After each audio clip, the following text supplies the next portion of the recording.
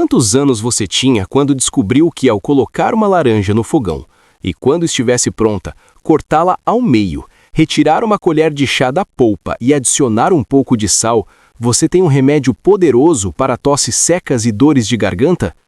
Simples, natural e eficaz.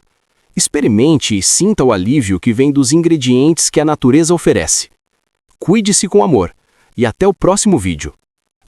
E se funcionar para você como funcionou para mim, compartilhe esta dica com alguém que precise. Às vezes, tudo o que precisamos é de um simples cuidado para nos sentirmos melhor. A saúde é um presente. Cuide da sua com amor.